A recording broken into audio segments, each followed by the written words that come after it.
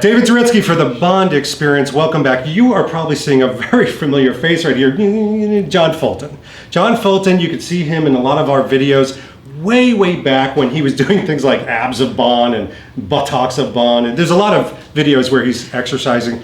What you don't know about John is that he's like a 58th degree, keeps going up, 58th degree black belt or something. You're up there. Right, cap's at 10. Caps at 10. And one of the things that we've always talked about is that amazing knife fight from Quantum of Solace. Is it real? Can you use a shoe against a knife? And what I've asked John here today is, can you teach the everyman, like you, me, the viewers out there, simple tricks? If somebody has a knife, how do you defend yourself? What do you do? That you don't need to go for years and years of training to do it. He's had a lot of training. He owned a martial arts studio, and he's been in a really cool gas station fight that you can find on YouTube. I'll tell you what to put it. Here's the link right here. Oh, look what I did. But here's the reality. I have a 50-year-old body, and it's broken in many places, and I don't want it to break it anymore because he's a tough guy. So we have spared no expense here at the Bond Experience Homestead. We have flown in from Yugoslavia, North Carolina. Yes, that's a thing. A gentleman who, as for a living, makes fried chicken and French fries. But today, he's going to be our stunt person. Harris Thomas, everybody. Let's give him a round of applause. Oh my God. You ready to put your life into his hands? Yeah, why not? Thank you. I'm going to watch from very far away. Thank you. I look exactly like you. Oh, well, great. So, what I love about Quantum of Solace is that it's a movie where they have incorporated very realistic types of choreography. So out with the Sean Connery, very telegraphed, very dramatic types of choreography, and in with the more reality types of martial arts. Out with the Sean Connerys, in with the Jason Stathams. The camera stayed focused. You got to see everything that was going on. They didn't shake the camera to be able to hide the imperfections. So yeah, now I've had a lot of experience. I scrutinized the Quantum of Solace footage. And I can say that there's a couple of takeaways from that choreography, a couple of things that I would deem pretty practical. So I want to go over one of them. Would you like to hold the knife? Will you be the attacker? Sure, why not? All right, great. Are you right-handed? Yes, I am. Perfect. Left-handed people love killing. If your attacker's left-handed, just bend over. All right, so if you could stand right here. So there's a scene in Quantum of Solace where he eventually disarms the knife. I mean, you saw him early on. He picked up the gardening scissors and he used them to kind of defend himself along the way. But he doesn't actually disarm the knife until later on in the scene. So the attacker steps forward with his right leg and he does a kind of thrusting motion. And maybe this is a good time to just kind of chill out for a second and give a disclaimer.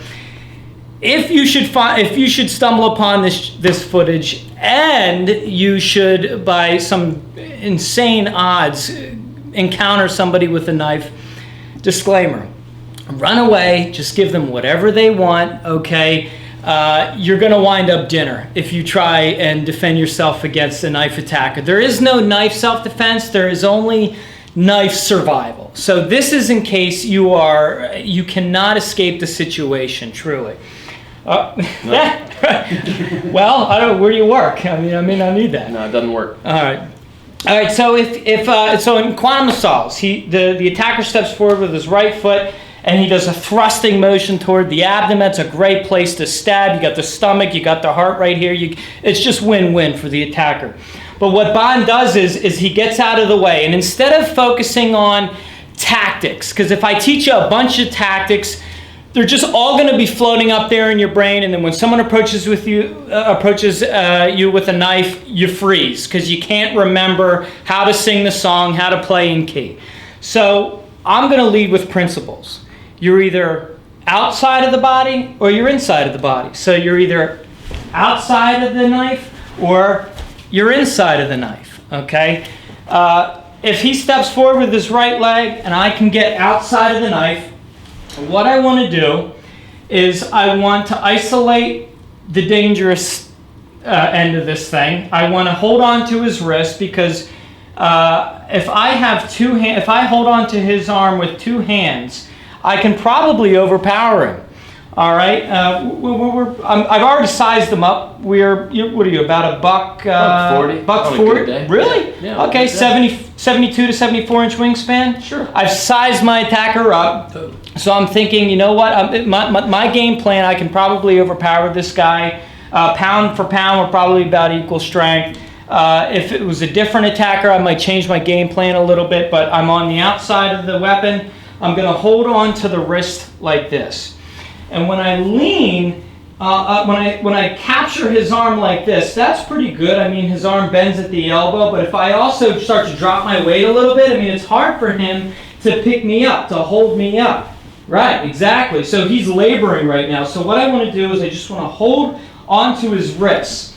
And what I'm going to do is I'm going to have my thumbs on top of his, I'm kind of betraying the proper technique to get it on footage here.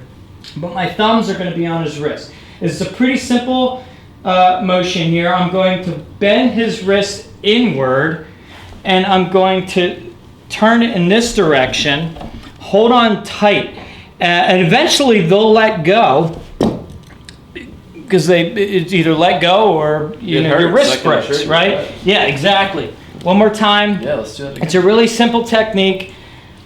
And again, you have to anticipate either getting cut or getting stabbed in a knife altercation. If you go on YouTube and you search knife self-defense, you're going to leave reality and you're going to enter into fantasy land where everything goes, and you see a lot of stuff that's just not practical at all. If you find yourself not able to escape a knife altercation, you're gonna get stabbed, you're gonna get cut. So it's just about surviving the attack. He steps forward and he stabs. Okay, I want to try and get on the outside of the knife. I hold on to the wrist this way. This is what I'm after. This is the grip that I'm after. And I want to bend his wrist inward. You can hold on to the knife the best that you can. And then I start to turn the wrist this way.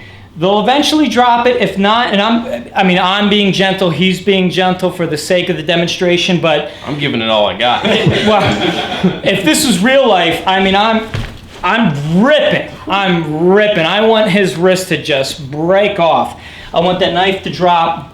If it's if somebody attacks you with a knife like this, you probably deserved it. But if this side of the knife is sharp, this is the dull side of the blade. So if I have his wrist turned, I can push this side of the knife inward to help release the knife. This is the sharp side, if you can catch that. So I push it inward if I need to, or I bend the wrist. I just want him to drop it. I might want to kick it out of the way. And just like in Quantum of Solace, there's a lot of useful foreplay, shall we call it. I mean, there's headbutts going on. There's a ton of stuff. If he has a knife, and I've thought about this a lot. What do I want to do? I mean, do I want to stare at him like a deer caught in the headlights? Probably not. I'm going to be throwing front kicks to the gut. He catches my leg, and then I do a Bruce Lee backflip kick. I'm going to be attacking his knee with a side kick. I want to get my legs cut up before I get my stomach cut up or my eyes, anything, right? Other than the face. That's the moneymaker. So I'm side kicking to the knee to try to deter him from coming forward. I have no idea who this person is. If they're crazy, maybe I can kind of convince him that I'm not an easy victim and he should go somewhere else. So I want a side kick. I want to try and keep this person away. Front kick to the abdomen. He gives up. If not, and I have no other choice other than to face this person, I want to be on the outside of the knife. Like we discussed, if I'm on the inside of the knife, we're going to do something called an American lock. I'm holding on to his wrist. So this is his right arm, and this is my left arm. I'm holding on. I reach around, and I grab my own wrist. So if you get this, if you can achieve this lock, if you can achieve this position, you're in good shape. It really doesn't matter how strong he is. When I flex, his elbow starts to hyperextend.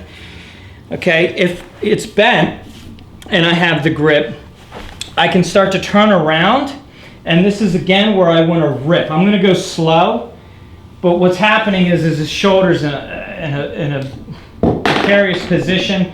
If I really wanted to rip it, I can easily dislocate or tear his rotator cuff. But again, it's his right arm. We don't mess with left-handed people. They love killing. I'm going to reach around, grab my wrist, and I'm going to go to the outside of the body. Here, obviously, you can throw a couple of knees. You can headbutt. Don't headbutt. Don't put your head against his head. Put your head against his nose. Hard, soft. Reach around, and we're not parallel, right? Our footwork isn't parallel. It's perpendicular.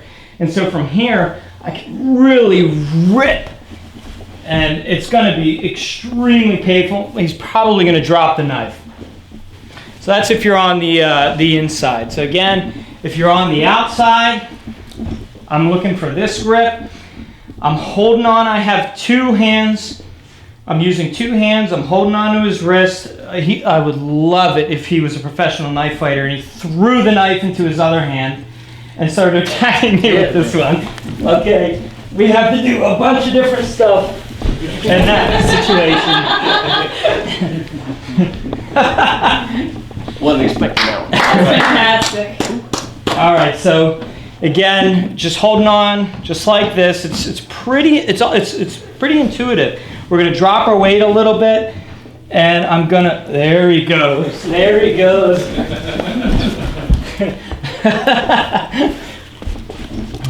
Outside grip, I'm looking for this. I'm looking to bend the wrist inward. Inside grip, I'm looking for the American lock, because you can't go wrong. I can hyperextend the arm, or I can bend it and bring it over his back, and hopefully you drop it. And I can call the shots. That's really well done. That was great. I mean, probably, gosh, by the way, I'm exhausted. That was a lot. It took a lot out of me. No, thank you so much for doing that. You okay? Yeah. You want a handkerchief? Oh, there it is. No, that was great. John, thank you so much for doing that. It was interesting because when you watch that fight, it happened so quickly, but I know you've watched it frame by frame to kind of study that and get the different moves. So you might have to watch this vlog to do probably the same thing to really kind of practice and, use your family members, use an elderly parent or, a great grandmother or somebody or just somebody you see on the street probably would definitely, old girlfriend, yeah. Thank you, Joe Darlington again. Every single video. It's like the plague, he's everywhere. But John, thank you so much for that. Harris, again, thanks for flying in from Yugoslavia. My pleasure. This has been David Zaritsky for the Bond Experience for a little Quantum of Solace knife fighting, and we'll see you real soon. Take care. Oh, hey, you're still here. I didn't even know. You listen, while you're here, if you want, so I would actually go to this button right here and click on it, because then you actually subscribe to our vlogs. It's amazing. You get to see all the upcoming stuff first. You get notifications. It screams at you while you're at work. It's absolutely amazing. Just click on this button, hit subscribe, just move your cursor, move.